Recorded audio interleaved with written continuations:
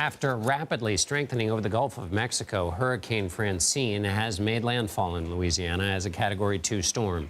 The hurricane is bearing down near New Orleans with heavy rain and winds up to 100 miles an hour.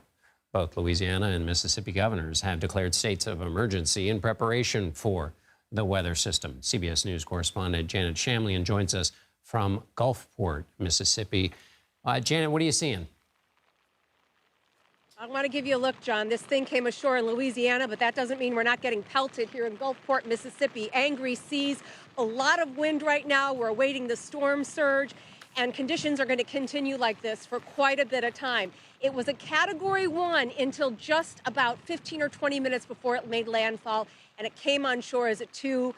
And we're now just hoping that people in this community and others like it have taken the necessary precautions, John. And so, Janet, what are the big threats? You mentioned some of them, but what are the big threats now in the coming days now that this has made landfall? Yeah, right offshore here where people are going to want to get back in the water, strong rip tides for the next couple of days, not just here, but along the Gulf Coast. We've got an elevated tornado risk, right? The Torcon level is up there, and that's for the next 6 or 8 hours. And the water is already, it's like quicksand here on the beach. The water's coming up quite a bit. So that's what it is, right? People hear landfall, it made landfall, and they want to get out again. But this is really the most dangerous time, John. And are folks prepared? What's been happening in advance of all of this? So Gulfport, let me tell you about Gulfport. This is where I was 19 years ago for Hurricane Katrina.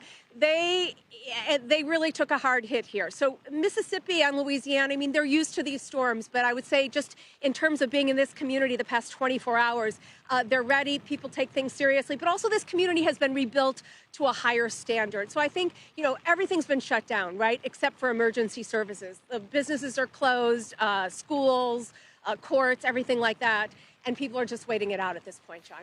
And Janet, is this a situation where what are officials saying? Are they saying get out of Dodge, or are they saying hunker down, stay inside? What's the level of volume there?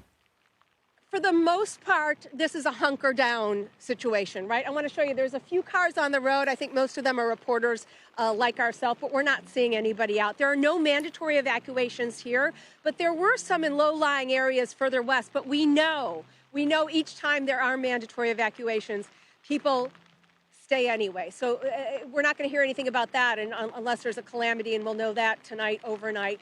The good news on this, John, is that this is a very fast-moving storm right now. It is going to be a tropical depression by tomorrow. It's going to be out of here and pushing its way north into places like Tennessee.